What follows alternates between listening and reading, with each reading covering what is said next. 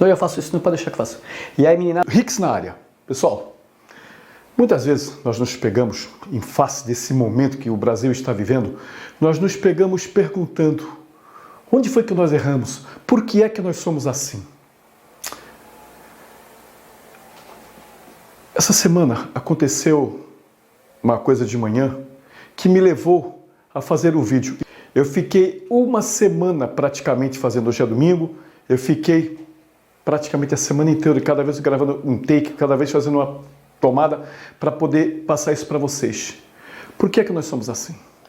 Grande parte do que nós somos vem das nossas heranças morais. E nós, brasileiros, temos três: a herança moral ibérica, a herança moral indígena e a herança moral africana. Mas eu vou me pegar aqui na herança moral ibérica, que é a que é mais importante para nós, é a que realmente diz quem nós somos. E a herança moral ibérica, o que ela cultua? Ela cultua privilégio e sinecura. O privilégio, você sabe o que é, e a sinecura é uma palavra que vem do latim, que significa você empregar pouco esforço e ter muito resultado. Numa proporção bem dramática, eu diria que seria com R$ 4,50 no cartãozinho da Mega Sena, você ganha 30 milhões. Claro que essa, como eu disse, é uma proporção bem dramática, mas em escalas menores nós temos coisas que nós queremos fazer pouco, mas queremos ter muito resultado.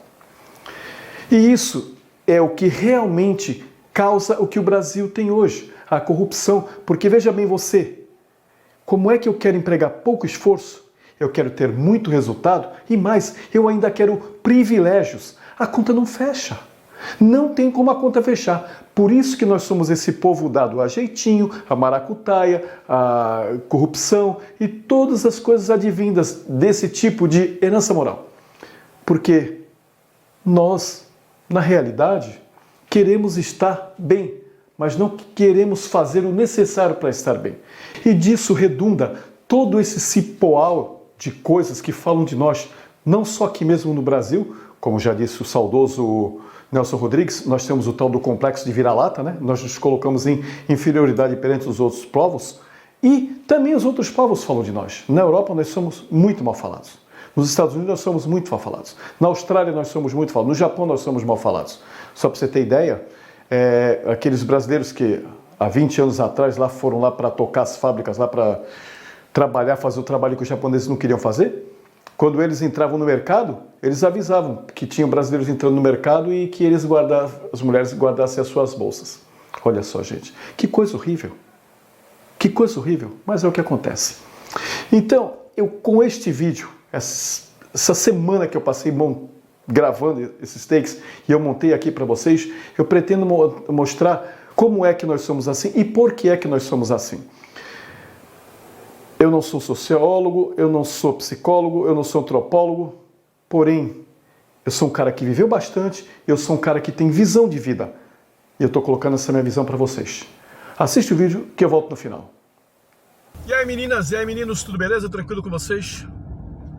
Hicks na área. Gente, eu tô saindo aqui de uma padaria que eu venho tomar um café, comer um pãozinho com manteiga, né? O clássico das manhãs. E tava uma discussão acalorada lá sobre aquele lance lá dos 15 milhões lá de compras lá do Palácio do Planalto, né? E também de gente falando lá de leite condensado e tudo mais. É claro, o pessoal sempre vai pegar alguma coisinha para tentar explicar o todo. E a coisa não funciona assim, tá? É preciso ter visão além do alcance, é preciso enxergar além do óbvio para ver. Mas uma coisa me veio. Por que é que a gente é assim?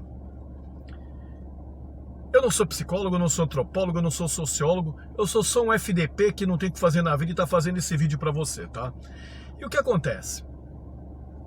Na minha visão, vou te passar uma visão até meio bem humorada, assim meio brejeira, meio leve, suave da coisa, porque se for passar a visão mesmo cabal, a visão correta, você vai ficar triste. E eu não quero ver você triste, eu quero vocês, meninada, tudo alegre. Então o que acontece?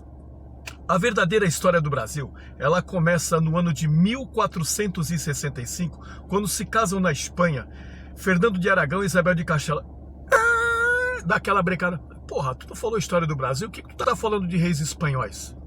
Calma, eu vou explicar. Fernando de Aragão e Isabel de Castela se casaram em 1465, dando a origem àquilo que seria chamado de o moderno Estado espanhol, que depois inaugurou a Inquisição espanhola, porque eles eram católicos fervorosos, o Papa da época era assim com eles. Qualquer semelhança com os dias atuais não é mera coincidência, porque a gente adora se repetir, né? Então o que acontece? Eles decidiram que queriam expandir a religião católica pelo mundo. E qual era o grande barato da época? As Índias. Cabral foi para as Índias, todo mundo ia para as Índias, os portugueses iam para as Índias, então nós vamos fazer o quê? Nós vamos expandir a religião católica lá na Índia. E aí, o que eles fizeram? Já estava fervilhando lá na Europa daqueles tempos as ideias de um sujeito que dizia que a Terra não era plana, que até então se acreditava que a Terra era plana. Ele dizia que a Terra era redonda. Então, o que aconteceu? Se nós estamos aqui, a Terra é redonda, eu saio daqui e venho margeando a África, passo pela parte da África, vou para o Oceano Índico para chegar às Índias. Porém, se a Terra é redonda, eu não preciso mais fazer esse movimento, eu dou a volta por aqui, que eu chego lá. Isso posto, estava completamente correto. Então, o que eles fizeram? Bom, a gente precisa, então, fazer uma expedição que vá mais rápido para as Índias, já que a Terra é redonda. Só que naquele tempo, eles não tinham a mínima consciência do que era o diâmetro do globo terrestre. Então eles acharam que era só meter um cara numa caravela, mandar ele para lá e estava tudo certo. E não foi bem assim, né? Bom, nós não temos navegadores bons, nós não temos navegadores experientes. O que nós vamos fazer? Aí o que eles fizeram? Colocaram um anúncio no Google para contratar um cara para ser o navegador para eles, né? Para chegar até as Índias, né? Aí tinha um cara que estava lá em Gênova, tal de Cristóvão Colombo. Ele estava fazendo a segunda laje da casa dele, mas ele andava meio sem trabalho, cara. Andou rolando uns lances lá, ele estava sem trampa. Aí o que ele fez? Ele viu esse anúncio no Google e falou, puta, beleza. Aí pegou rapidinho, pegou o tablet dele e mandou o currículo, né? O reino recebeu o currículo, né? Pá, tá tudo bem. Uns 2 dias depois, ligou um dos ministros lá para conversar com ele. Ele pegou, passou a ideia dele, deu tudo direitinho, como é que ele pretendia fazer, já que ele era um navegador experiente, né, que conhecia bem a parada. Então ele falou, eu vou fazer de tal forma, né? O entrevistador se sentiu entusiasmado, né, e passou isso pros reis. Só que os reis, de repente, meio que, não vou dizer que azedaram a ideia, mas deixaram um pouco pra lá. Pô, só que o cara olhava pra laje da casa dele, que ele não conseguia completar, ele falou, putz grilo, o que ele fez? Sabe de uma coisa? Já que passou uma semana, sabe aquela história de você fica esperando o convite para a segunda entrevista e não vem, tu sente que tu foi bem, o cara ficou entusiasmado com as tuas ideias, mas o convite não pinta. Aí falou, quer saber de uma coisa? Eu vou lá na Espanha para falar com esses caras, velho.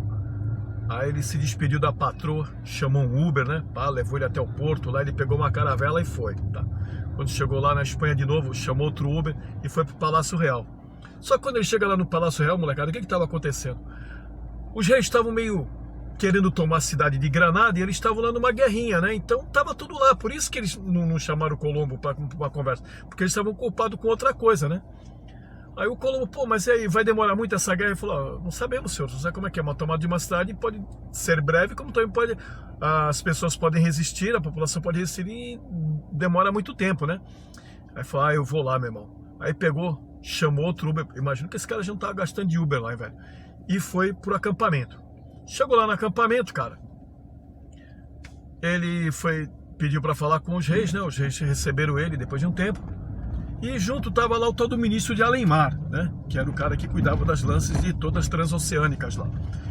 E ele pegou e falou, né? Eles falaram, não, como o senhor vê, nós estamos aqui tentando tomar essa cidade, então esse é o assunto que a gente quer deixar mais pra frente, pra tratar com mais tempo, né?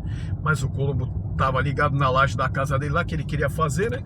Aí ele pegou, já sapecou pros reis, né? Olha, eu já dou o serviço fechado, eu só fecho um valor fechado com vocês, eu arrumo as caravelas, eu arrumo tripulação, pode deixar tudo por minha conta, pode terceirizar pra mim que eu vou chegar até as Índias pra vocês. E, pô, só que o que os reis falaram? O senhor tem certeza que vai conseguir? Porque que não esquece que os oceanos são habitados por monstros que devoram as tripulações, derrubam tombam as caravelas, devoram os marinheiros. Ele falou, não, comigo não tem dessa não. Eu vou encarar essa parada aí sem medo. E aí, turma? Os reis falaram para ele, tudo bem, então nós já ouvimos a as suas justificativas, nós ouvimos as características daquilo que você quer estar nos propondo. Vamos fazer o seguinte, assim que a gente acabar essa guerra aqui, nós entraremos em contato, tá bom? Aí ele ficou muito chateado, cara. Puta, que ele achava que a justificativa dele tinha sido boa, sabe? A explanação dele tinha dado uma ideia legal mesmo. Ele fez aquele curso do Max Geringer lá, né? Como você sair bem na entrevista, né?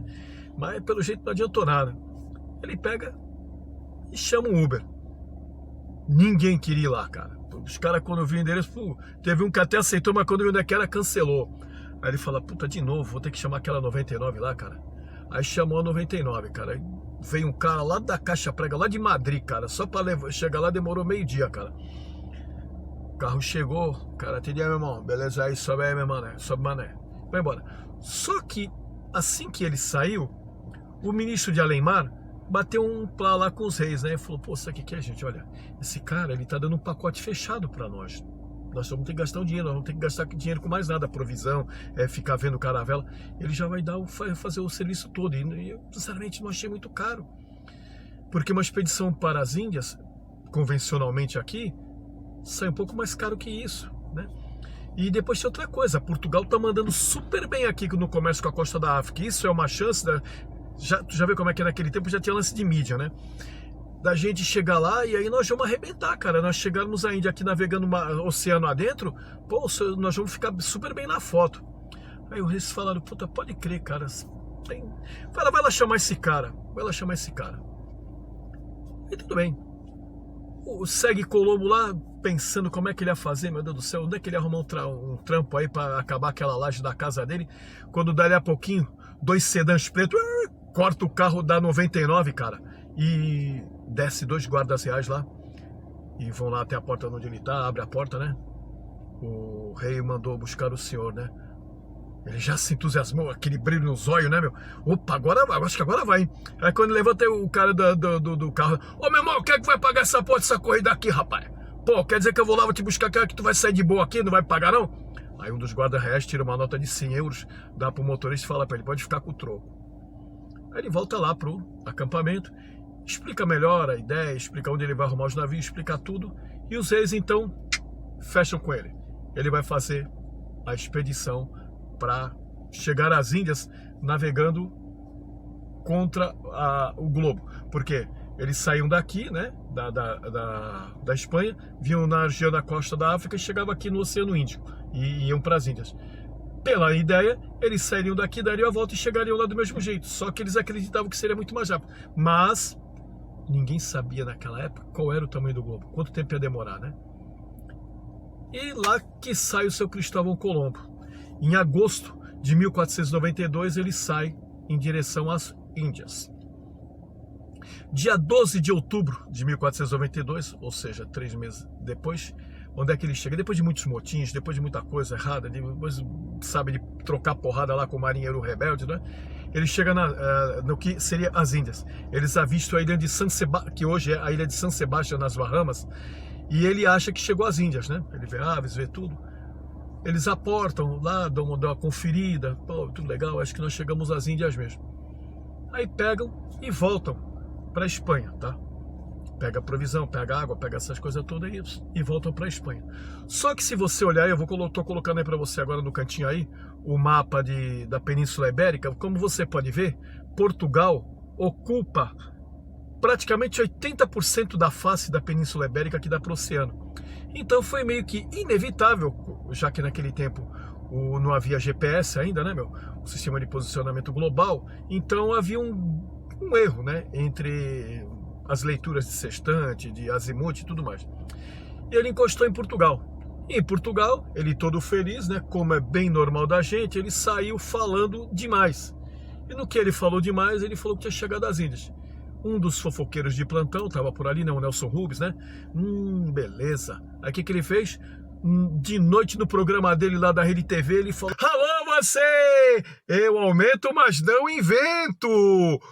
Colombo, um genovês, a mando dos reis de Espanha, financiado por eles, conseguiu chegar às Índias navegando o oceano adentro. Sim, eles venceu monstros, venceu cataclismas e conseguiu encontrar as Índias. E mais, ainda voltou para contar a história pra gente. Eu acabei de dar essa notícia em primeiríssima mão. Aí, o rei de Portugal viu aquilo no programa e falou, porra, cara, é o seguinte, né, cara? Aí ele pegou e chamou o ministro dele lá. Falou, e aí, cara, como é que é? A gente não tem condição de ver essa parada aí também? Olha, tem sim, cara. A gente pode ver. Vamos pegar... Aí pegaram um tal de Diogo Corrêa lá, que era um navegador muito experiente que eles tinham na época. Passaram a história que o Nelson Rubens contou pra ele. Passaram até... O cara tinha até um espertinho lá do rei, tinha gravado lá no celular, ele passou pra ele. Aí ele viu, não, dá sim, pô, com essas coordenadas que ele tá passando aí, eu consigo fazer a mesma coisa. Aí só que o rei falou pra ele, só que é o seguinte, tá? Tem esses lances de royalty aí, direitos autorais, tu não vai pela mesma trilha não, cara. Joga um pouquinho mais pra esquerda, porque se for pra direita, tu vai subir aqui no mar, vai pra zona fria. Então vai pra mais pra esquerda, porque de repente você vai se dar melhor lá, porque a gente não vai ter esses lances aí de estar pegando os direitos autorais aí dos caras. Não, tudo bem, majestade, vou. E aí esse tal desse navegador veio. E ele realmente encontrou terra. Ele aportou provavelmente onde hoje é Fortaleza, tá?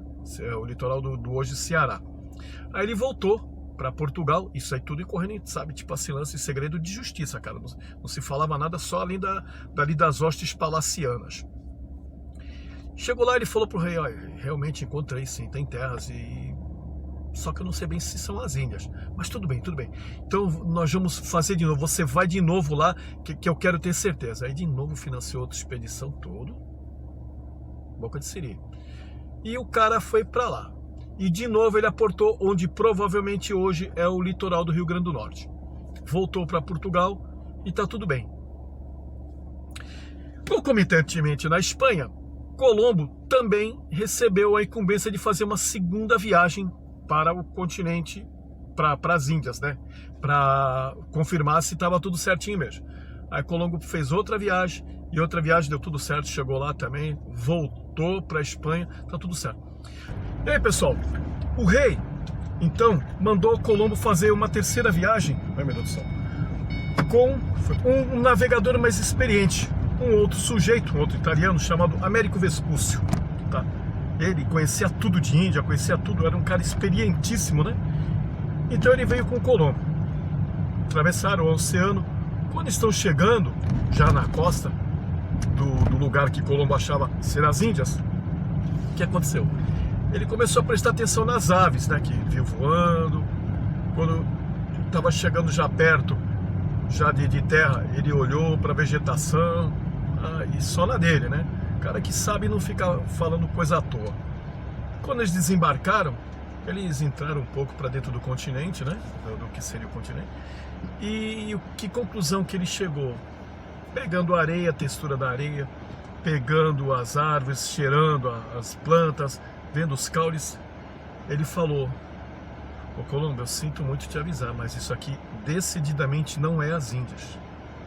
Isso daqui é um novo mundo. E pela primeira vez, o continente recém-descoberto recebeu o nome de Novo Mundo. E por quê? Porque eles tinham certeza que as Índias não eram. Então eles não tinham referência nenhuma na época, então é um novo mundo. E assim foi cunhada a expressão Novo Mundo para denominar o que hoje nós sabemos ser a América, tá? As três Américas, inclusive. Isto posto, voltamos para a Espanha e damos a notícia ao rei, que os reis ficaram desolados, porque, poxa, se não eram as Índias, que diabo que era aquilo então? Como é que eles expandiam a religião católica num ambiente que eles nem sabiam o que era, não sabiam nem se tinha habitação lá, se tinha gente, se tinha ser humano lá, como é que eles iam expandir a religião católica? Aí eles meio que perderam interesse, cara, perderam interesse pela porra.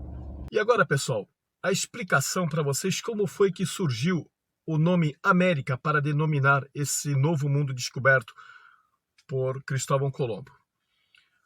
Após saberem que aquilo não se tratava das Índias e sim de um novo mundo, os reis de Espanha contrataram um cartógrafo muito famoso na época, um alemão de nome Martin Waldseemüller, e colocaram ele para fazer o mapa do litoral desse novo mundo, já que não era a Índia, então precisava cartografar aquilo, precisava, né, para saber depois onde é que eles iam. E esse sujeito foi para lá e cartografou, e ele, vendo a extensão, ele falou: isso aqui não é só uma terra, isso aqui é um continente. E daí, então, ele deu o nome do continente de América, em homenagem a Américo Vespúcio. Por quê? Porque, na época, todos os continentes recebiam nome de mulher. Europa, África, Ásia, Austrália, entendeu? Então, por isso que o novo mundo passou a se chamar América. Vamos voltar para o nosso filme. Aí, quando já está chegando 1500, o rei lá de Portugal pega e faz uma mega excursão lá, tá? De fazer a dona Dilma Rousseff corar de inveja com 14 caravelas, inclusive um nobre, não foi um marinheiro experiente, foi um nobre, o Pedro Álvares Gouveia, mas que o pai dele, que era o Gouveia, não gostava aqui porque ele tinha uns lances lá errados lá com o rei, então não queria, então ele usava o nome de Cabral, que era o da mãe, então ele virou Pedro Álvares Cabral, muito embora o nome dele fosse Pedro Álvares Gouveia. Cabral saiu com uma expedição completamente fora dos padrões usuais de quem ia para as Índias. Normalmente iam de 3 a 5 caravelas para a Índia, eram 3 ou 4, no máximo 5. Cabral saiu com 14. Aquela história que contaram pra gente lá no primeiro ano do primário, lá que teve uma calmaria, tá? Ele acabou vindo para cá, isso é lorota. Essa história, porque o que acontece? Ele saiu com um capelão, um frei. Ele já saiu com uma cruz de madeira, ou um cruzeiro, né, como se dizia na época. Por quê? Porque eles já sabiam que vinham para cá. Na realidade, Cabral não veio para cá errado. Ele veio para cá certo. Ele veio para cá simplesmente para oficializar a posse das terras que já tinham sido descobertas pelo outro. Então, olha aí como é que é a jogada. A história de viajar para as Índias foi só um pano de fundo para iludir os espanhóis. Na realidade, eles vieram sim aqui para descobrir o Brasil. Como é que depois eles saíram direitinho e foram embora para as Índias? Então, minha gente, vê aí como é que começa a nossa história. E a nossa história também. E o que eu falo para vocês? Vejam aí como foi que o Brasil começou. O Brasil começou de olho gordo, começou de inveja. Este é o princípio da nossa moral. Nós fomos um povo que não nascemos de empreendedorismo, nós não nascemos de força de vontade de fazer algo, nós nascemos de inveja. Uma vez Cabral tendo feito isso, tá? Descobriu oficialmente o Brasil, tomado posse do Brasil, porque o descobrimento já tinha sido feito lá pelo outro, pelo Diogo Correia. Eles tomando posse do Brasil, aí tudo bem, segue a expedição, vida que segue. Mas eles ficaram meio atabalhoados, porque assim como a Espanha, eles não estavam muito sabendo, porque era muito longe, né? O que fazer com isso daqui? Aí, o que acontece? O rei da Inglaterra entra na fita aí. Na hora que ele entra na fita, como é que ele entra na fita? Ele perguntou para a Espanha, que você não foi com aquela merda lá? Ah, nós não sabemos ainda. Eles estão aqui naquela história, sabe, do cachorro que corre atrás da roda do carro, na hora que o motorista para, ele fica olhando para a roda, não sabe o que fazer com ela. Assim estava a Espanha. Ah, então o rei pegou e mandou um bocado de gente para colonizar aquilo lá. Tomou as cartas náuticas, pediu as cartas náuticas e mandou um bocado de gente para colonizar aquilo lá. E começou. Aí o rei de Portugal, de novo inveja, sentiu a mesma coisa, pegou e mandou gente para cá, para poder também começar a colonizar essas novas terras aqui. Assim como o rei lá da Inglaterra mandou ladrão, batedor de carteira, proxeneta, tudo que não prestava em Londres para não ficar consumindo dinheiro da coroa lá, com comida e estalagem, ele mandou para lá para habitar o novo mundo. E para cá, o rei de Portugal fez a mesma coisa. Só que o que acontece? Outra diferença da nossa herança moral começa aqui. Com 5 anos, estava dando muito errado lá a colonização lá nos Estados Unidos. Aí o que a Inglaterra fez? Ela criou uma outra categoria de gente para vir para cá, os chamados pioneiros ou pioneers, que inclusive é nome de equipamento de som, tá? Os pioneiros quem eram? Era uma classe de gente que viria para a América para empreender. Então, o rei fazia o quê? Para escolher os pioneiros, tá? As pessoas que viriam para a América para empreender. Chegava lá e marcava uma audiência, né? E as pessoas chegavam. Aí Majestade, eu sou Nigel e eu quero ir para a América. Ok, Nigel, o que você faz?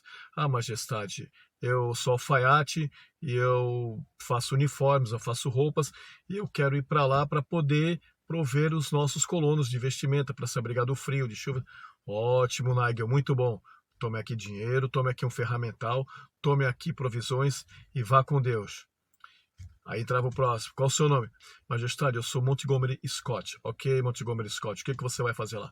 Ah, Majestade, eu lido com carroça, eu faço engrenagens, eu faço sistemas de freio, então eu acredito que você é de grande valia lá também, posso ferrar cavalos. Ótimo, Montgomery Scott. Toma aqui dinheiro, tome ferramental, tome provisões e vá com Deus. Quem é a próxima? Ah, Majestade, eu sou Elizabeth. Ok, Elizabeth, o que você quer fazer na América? Ah, Majestade, eu quero trabalhar, eu trabalho com costura, eu quero lá que talvez nem todos os colonos possam comprar roupas novas, né? Então eu quero ir para lá para reparar roupas, para fazer, ajudar as coisas, eu também cozinho bem. Ótimo, Elizabeth, aqui está, tome dinheiro, tome ferramental, tome provisões e vá com Deus. Aí tinha o outro lá, chegou lá. E aí, pode falar. Ô, Seu Majestade, beleza? Aí eu sou João, esse daí era carioca. Então, João, o que você quer fazer na América? Ah, Seu Majestade, é o seguinte, ó, tá ligado? Eu vou lá, vou dar uma olhada, vou perceber como é que tá a coisa lá, pá, depois eu volto aqui e falo pro senhor o que eu quero fazer. Falou? Não, então você está fora do programa, porque aqui só vão pessoas que queiram empreender. E por isso, gente, que os Estados Unidos são o que são hoje. 9 em cada 10 patentes no mundo saem de lá. Indústria química, indústria farmacêutica, indústria bélica, indústria de produtos de tecnologia e várias outras.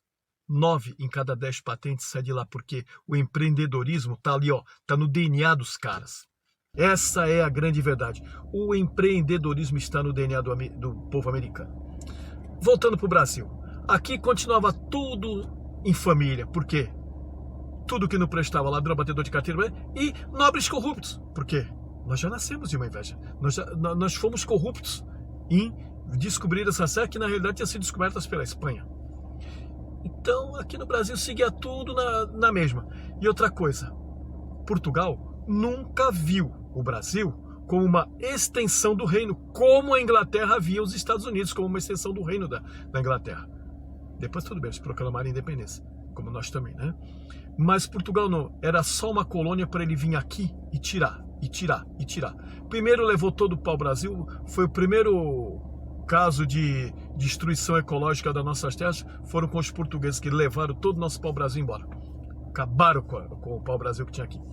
Depois começaram com o ciclo da cana-de-açúcar, trouxeram a cana-de-açúcar, plantaram o solo brasileiro bom. Portugal ficou milionário na Idade Média lá com o açúcar que era produzido no Brasil, sem que a colônia visse um alfinete desse dinheiro. Não digo do dinheiro, mas do progresso. Nada aqui. Ele só vinha aqui, só trazia para cá o que era necessário para produzir o açúcar e depois levava o açúcar pronto. Não veio nenhum aparelho público, não veio nenhum tipo de assistência, não veio nada. Era o seguinte, ó, a cana tá aí, vocês plantem, façam o açúcar que nós vamos buscar e acabou. Vocês já estão muito da gente deixar você viver. E a gente, no caso então, começou aí a se acostumar em ser expoliado. Depois vieram os ciclos das pedras preciosas, dos metais preciosos, e o Brasil sempre sendo... Depois do ciclo das pedras preciosas, nós tivemos a vinda para cá do rei. Por quê? Napoleão, lá na Europa, ficou meio macho com umas coisas que fizeram o que a Inglaterra fez e declarou guerra para a Inglaterra, tá? Aí o que ele fez? Ele chamou o rei lá de Portugal, Dom João, e falou o seguinte, cara, eu tô declarando guerra para a Inglaterra, você é meu aliado? Pô, Napoleão, tamo junto, mano, somos humano, cara, toca aí, ó. Isso, beleza, então é o seguinte, tu vai fazer o quê? Tu vai proibir a saída de qualquer palha que seja da Inglaterra aqui, porque o que acontece? A Inglaterra, como o clima deles é muito ruim, ele tinha muita plantação em Portugal, que o clima é mais ameno, né? Ameno. E eles pegavam o quê? Essas comidas, trigo, cevada, essas coisas que eles plantavam lá para levar para a Inglaterra. E é claro, pagavam um pau para Portugal. E o Napoleão não queria, porque que era um esforço de guerra, o que é? Você, a primeira coisa que você tem que fazer é cortar a linha de suprimento. Isso é básico, até nos dias de hoje é cortar linha de suprimento. Mais até do que você destruir navio, mais do que você destruir exército, é cortar linha de suprimento, que é para a pessoa entrar em desespero. Que aí o que eles fazem? Eles jogam a população contra os militares. Quando começa a faltar comida, o negócio fica feio. E o Dom João falou, não, tamo junto aí, cara, pode deixar comigo, não vou. Só que, mais uma vez, a nossa moral ibérica. O rei foi corrupto. Ele liberou, por debaixo dos panos, coisas para ser enviada para a Inglaterra. Só que aí o que aconteceu? De novo, filha da puta do peão, né? Pegou e deu com a língua nos dentes e isso chegou no ouvido do Napoleão. Napoleão ficou muito macho, ele pegou um regimento, pegou uma caravela e foi. Ele ia estripar Dom João dentro do Palácio de Algarves. A notícia chegou para Dom João e o Dom João falou, tô ferrado, velho. O cara vai vir aqui e vai me matar, porque ele sabia que o cara era um biscate daqueles brabos, né? E o que ele fez? Ele reuniu a nobreza da época e falou para os caras, olha, se ele vir aqui, ele não vai querer pegar o sol, não, ele vai pegar nós todos aqui. E então é melhor a gente sair em debandada e ir embora para o Brasil. E com as fraldas cheias de merda, de medo de Napoleão, Dom João, ó, fugiu para o Brasil. E estando aqui, o rei chegou. Bom, vou dar mais uma volta, pessoal, que eu tô muito parado aqui. Chegando por aqui, o que acontece? O rei, ele começou a viver a vidinha dele de cara de nobre, né? Que luxo aqui e tudo mais. Só que o dinheiro que ele trouxe de Portugal, mesmo sendo rei, uma hora acabou. Ele era rei, mas também tinha que comprar as coisas, não era tudo. Ele gostava de uma casimira inglesa, gostava do perfuminho francês, gostava de uma máquina alemã, então ele teve que bancar isso daí. E aí o que aconteceu? Acabou o dinheiro, um dos nobres lá da comitiva dele falou, majestade, o senhor podia fazer o seguinte, o senhor podia não vender, mas por uma módica contribuição à coroa, o senhor podia ceder títulos de nobreza. E por quê? Por causa do café, tem muitos novos ricos aqui no Rio de Janeiro. Tem muita gente aqui endinheirada com o café. E o senhor poderia aproveitar isso daí, porque eles têm dinheiro, mas não têm nobreza. O senhor vai fazer a coisa boa. Aí o rei pegou e falou, tudo bem.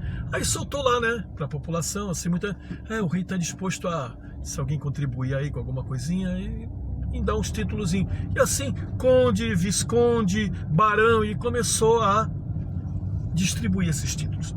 Tantos que nos jornais da Europa da época dizia que nunca se viu numa colônia, porque lá para a Europa, o Brasil era colônia, com tantos nobres com os títulos de nobreza a cobrir-lhes a versa. Por que acontece? Era uma carta que o rei dava, né? Colocava lá o carimbo real e tudo mais.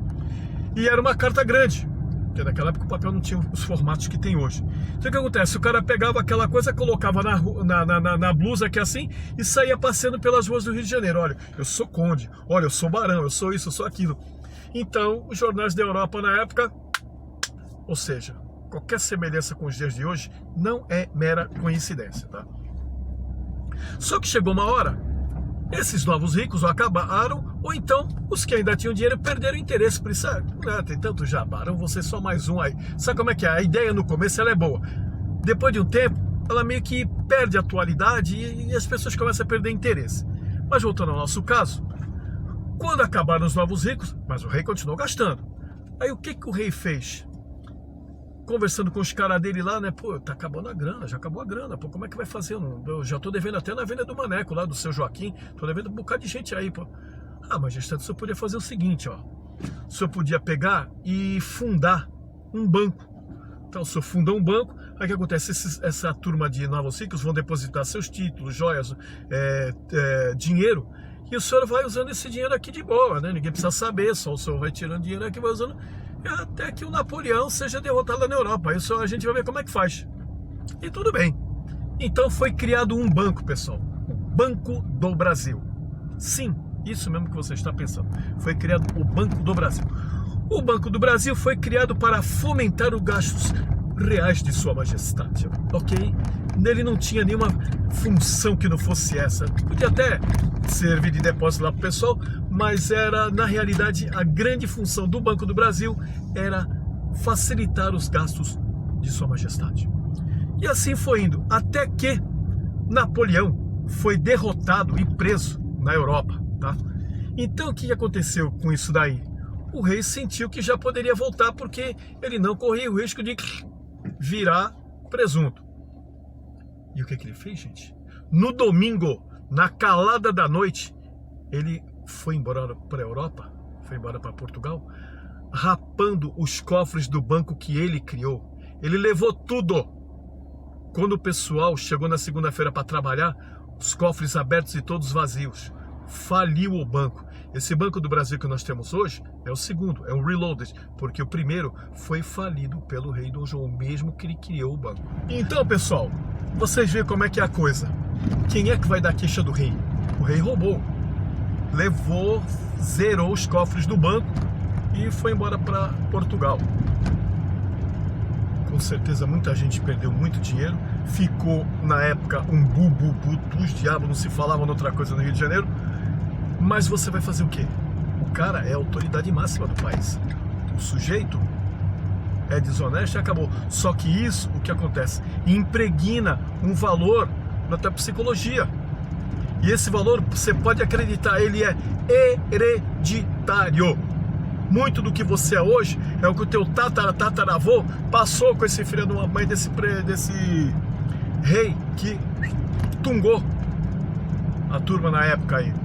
Você pode achar que não, mas você hoje é quem você acha que é, mas isso daí é calcado em muito do que todo o teu histórico familiar, do teu bairro, da tua cidade, impregnou em você. Aí eu te pergunto, qual é a nossa moral?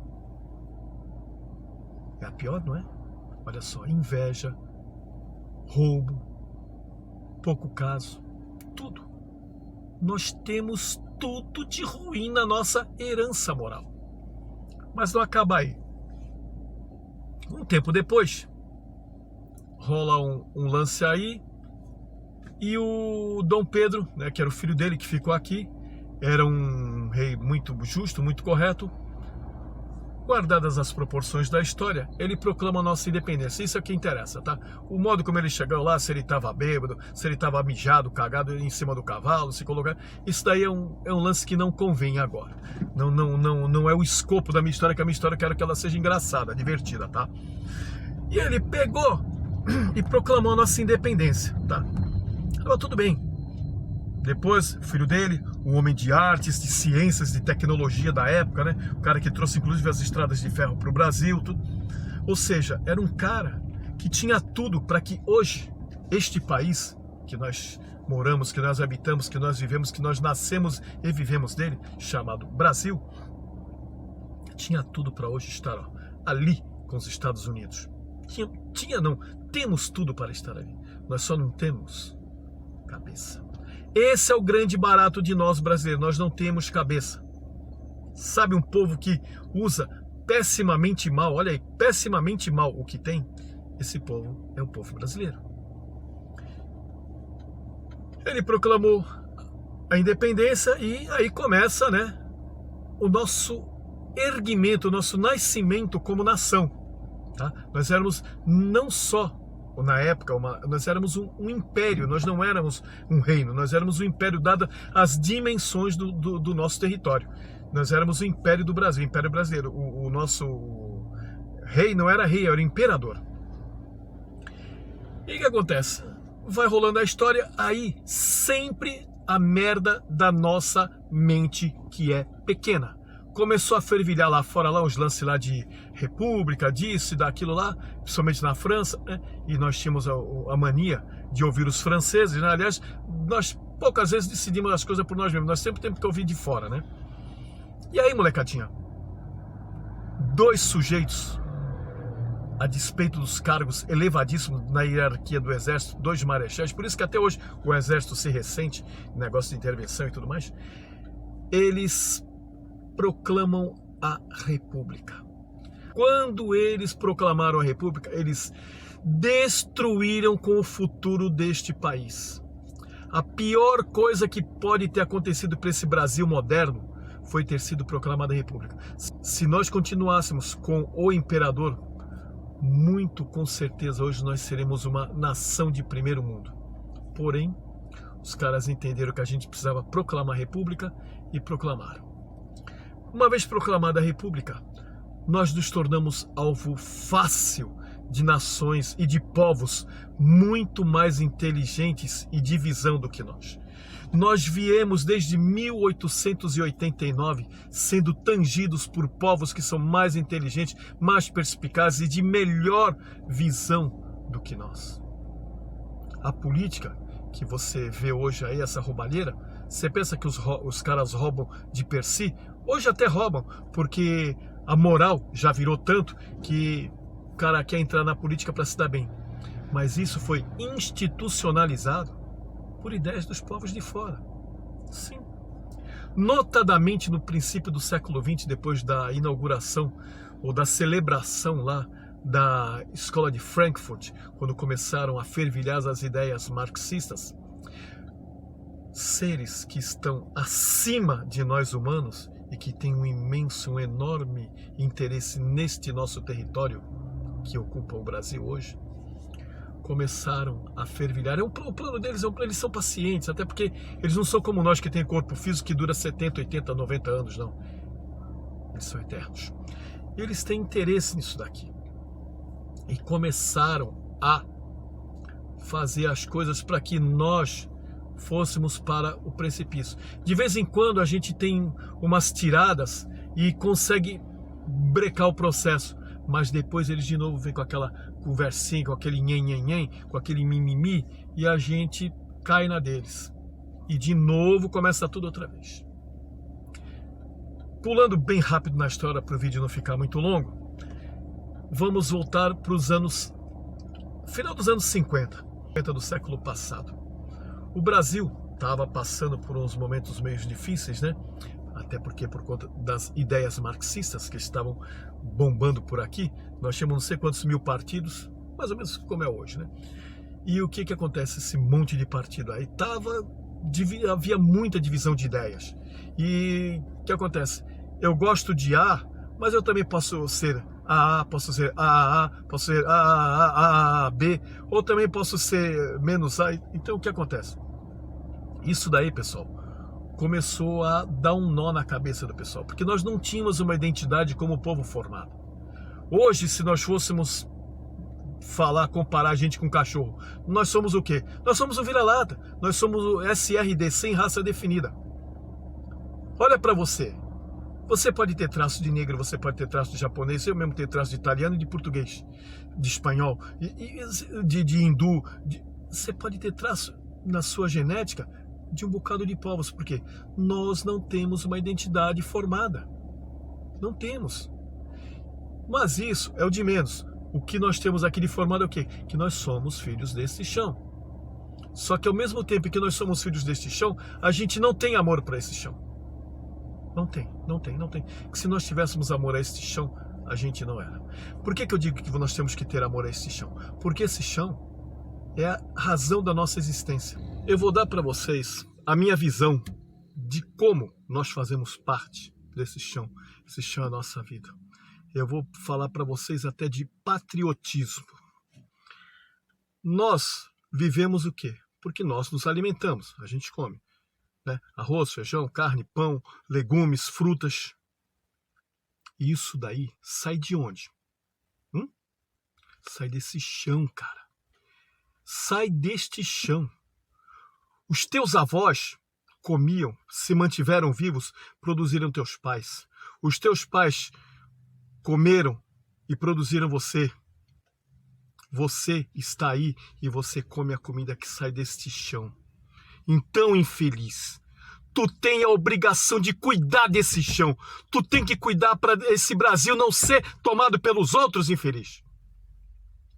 Você, governador do estado de São Paulo, que tá louco para entregar o Brasil para a China, você não pode fazer isso porque tu nasceu nesse chão. Tu come, tu vive, tu respira o ar que vem desse chão, rapaz. Desculpa aí, pessoal, desculpa o destempero, mas ó, inclusive eu acabei de lembrar do negócio que eu li no YouTube aí. Fiquei muito chateado. Vamos lá. Vamos continuar, vamos voltar para onde a gente estava indo, tá? Final dos anos 50, o Brasil estava passando um momento muito delicado. Convulsões sociais, tá? muita baderna, muita quebra-quebra, greves pipocando aqui, pipocando lá, empresas que faziam os empregados fazer greve, sindicatos que faziam os funcionários fazer greve, e a coisa estava muito descontrolada. Em 61, o presidente Jânio Quadros pediu para sair. E aí assumiu o vice dele, João Goulart, que era comunista declarado. Sim, comunista.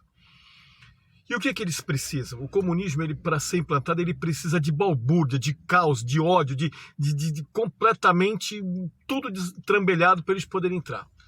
E o que o João Goulart fez? Ele estava instigando os sindicatos a fazerem greves em cima de greve, fazerem movimento em cima de passeata em cima de passeata, quebra-quebra em cima de quebra-quebra. Quando foi em 64, ele me viaja para o Rio de Janeiro para conseguir fazer com que os sindicatos de lá entrassem numa greve geral, ou seja, uma greve no país inteiro. Ele esperava que naquela época as federações eram todas no Rio de Janeiro. Tá? Então ele foi para as federações, só que quase que apanhou lá. Aí o que ele fez? Ele pulou dentro do avião e fugiu para o Uruguai. E lá se exilou, pediu autoexílio. Aí, a presidência ficou vaga. Por quê? O que foi eleito na chapa lá, o Jânio Quadros, ele já tinha renunciado 3 anos atrás. Aí agora, o outro covardão vaza e deixa a presidência livre.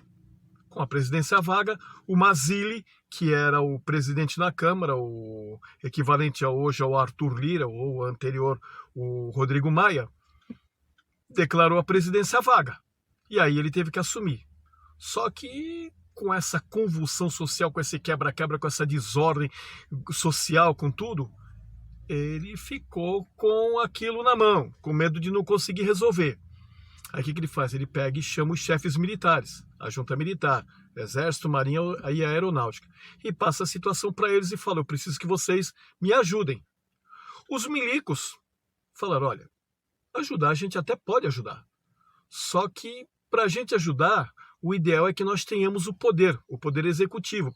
Nós vamos precisar baixar atos normativos, nós vamos precisar baixar algumas instruções e eu preciso ter o poder. Ou seja, o Exército, a Marinha e a Aeronáutica não queriam agir à revelia da lei, como diz o pessoal aí. O Exército, a Marinha e a Aeronáutica queriam fazer tudo dentro da lei.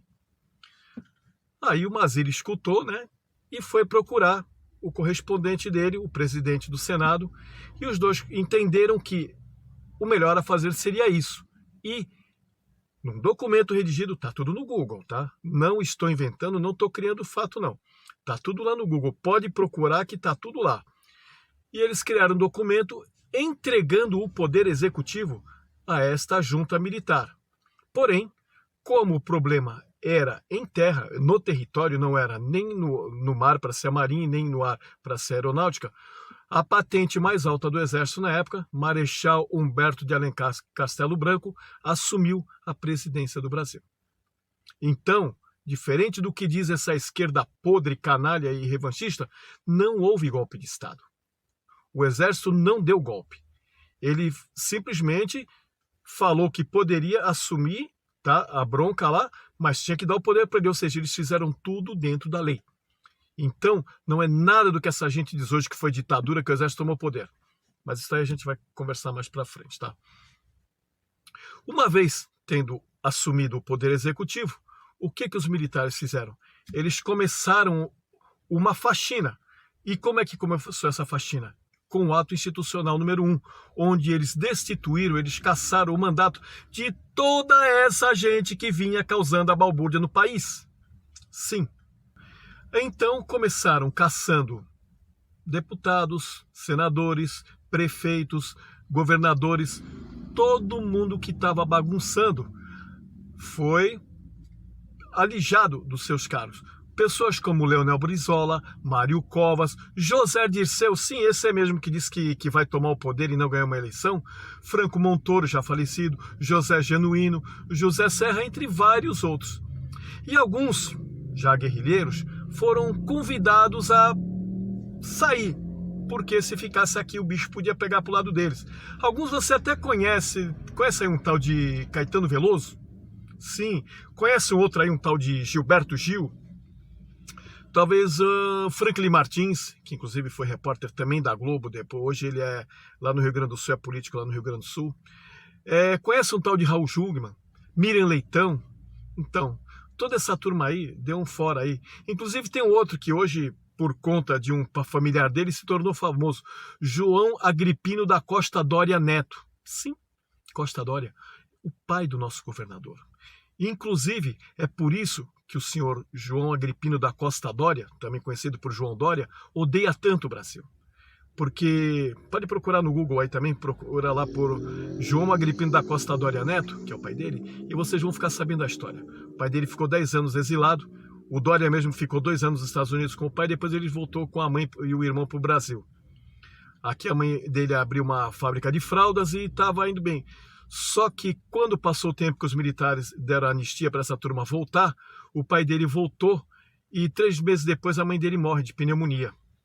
E hoje o governador acha que o governo brasileiro é o principal responsável por tudo de ruim que aconteceu na família dele.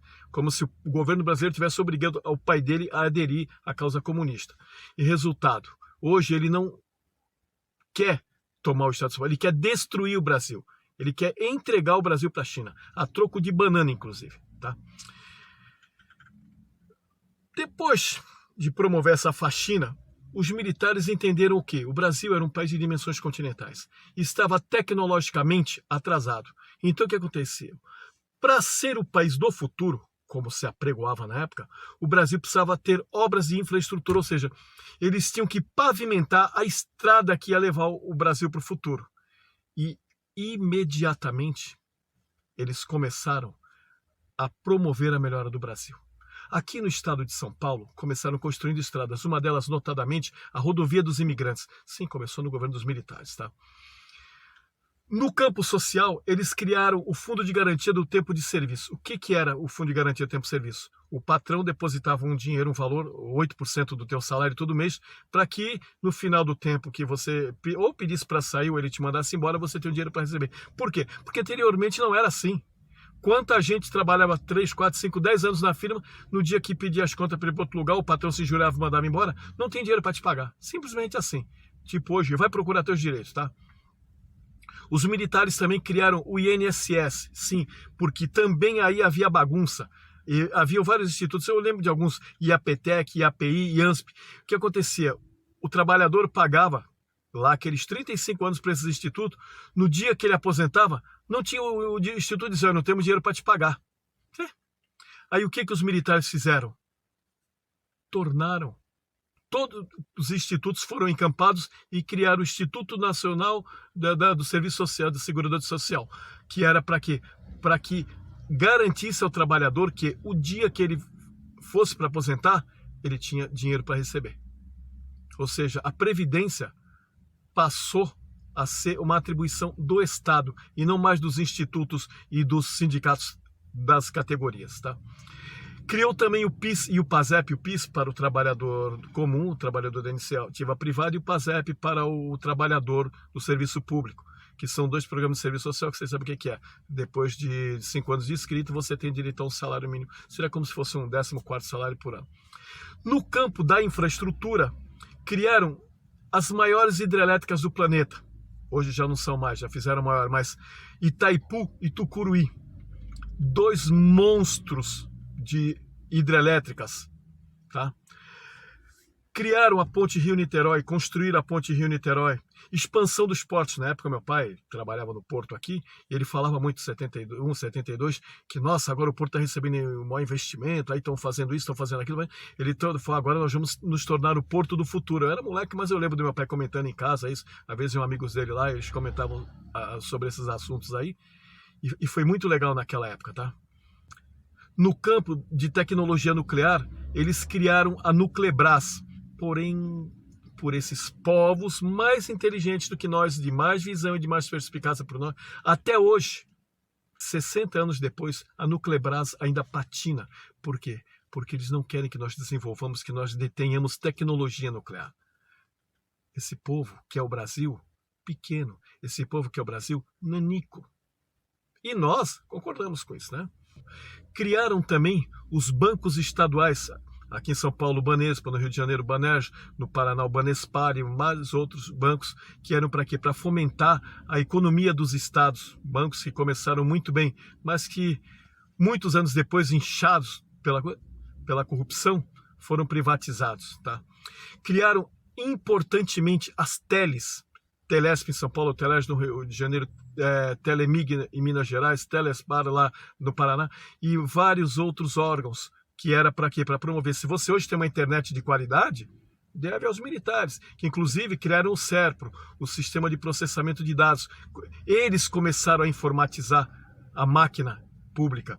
Eles começaram a dar um impulso, ou seja, os militares levaram o país para frente.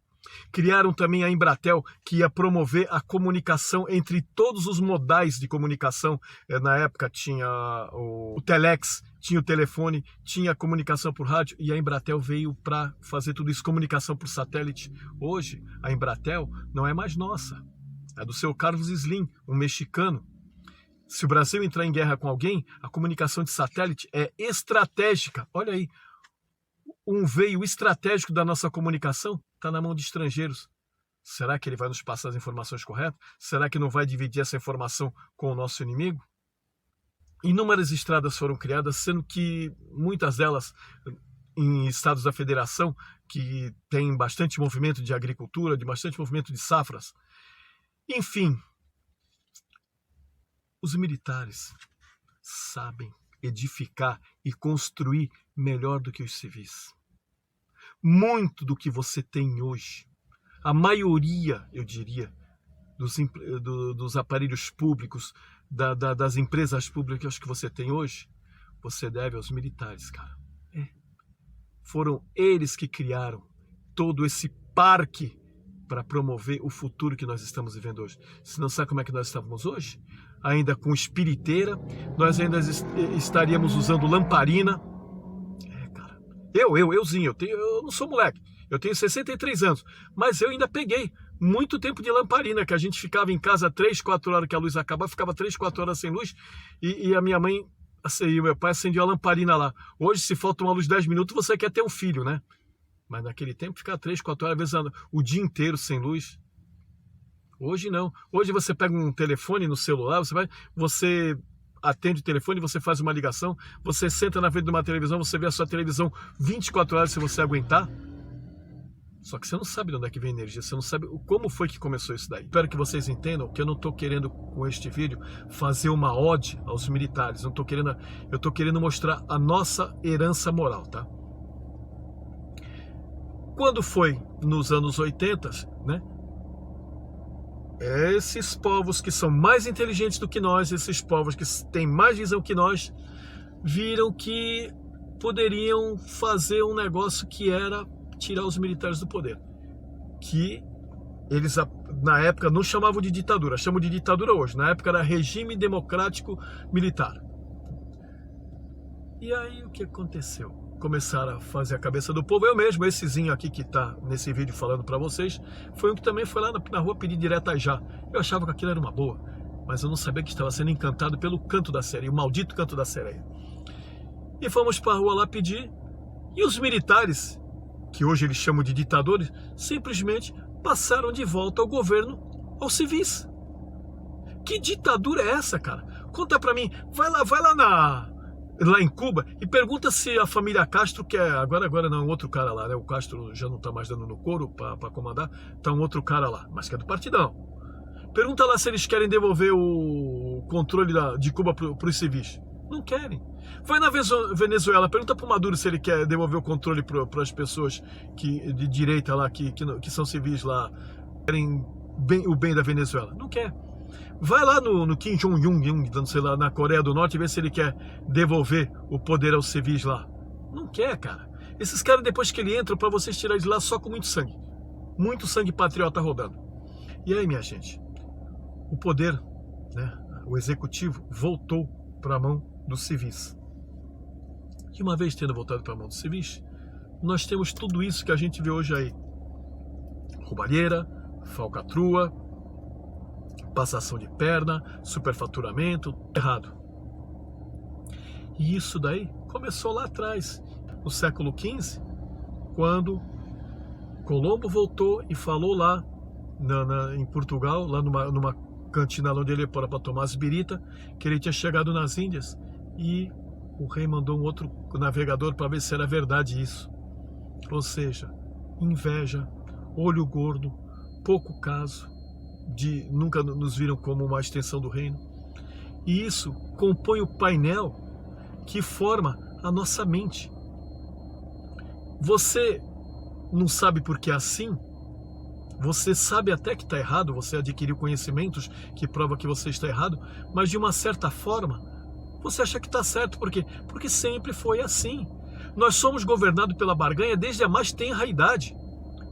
Quando você é pequenininho, com 1, 2 aninhos, se comer toda a papinha, vai passear no parque, vai passear lá, vai passear lá no pula-pula, vai rodar no pula-pula. Mais tarde, você está na escola, passou de ano, você ganha uma bicicleta. Quando você entra no ensino médio, você ganha uma viagem para Disney.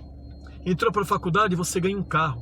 E assim, de benesses em benesses, a gente vai sempre fazendo as coisas não porque elas são certas, não porque elas têm que serem feitas, não porque elas são corretas a ser feito, mas sim de olho na recompensa.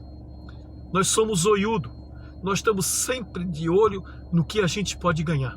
Me lembro bem de um quadro do programa da Praça é Nossa com o Moacir Franco, que ele era um cara todo empedernido, todo bem vestido. Aí o pessoal pegava e sempre falava os negócios lá pra ele, né? E tá, aí você faz assim, que vai dar isso, que vai dar aquilo, que vai dar... Aí ele pegava com aquela voz rouca: quanto é que eu levo nisso? Exatamente. Nós vivemos atrás de vantagens. Esse é o nosso grande erro. Nós somos um povo extremamente materialistas, a gente é exibido. É incrível, né? Bom, eu espero ter contado uma história divertida para vocês, ter conseguido passar um pouquinho de nada do que, por que é que nós somos assim. Depois você agora faça as suas pesquisas de vontade própria, ou até mesmo nem pesquise. Pega esse vídeo aí, dá um delete nele. Então, pessoal, viram aí? Eu espero que vocês tenham gostado, espero que vocês tenham achado divertido e entendam muitas vezes como é que funciona a nossa cabeça. Nem sempre a racionalidade é dona de nós. Quase sempre é o nosso subconsciente que age. E o nosso subconsciente, ele é educado por gerações e gerações de gerações. Você hoje é o resultado do que é o seu pai, do que foi o seu avô, do que foi o seu bisavô, o seu tataravô e os seus ancestrais. Eu sou o Rix, essa é a sua revista eletrônica Gente e Coisas da Cidade. Até o próximo vídeo.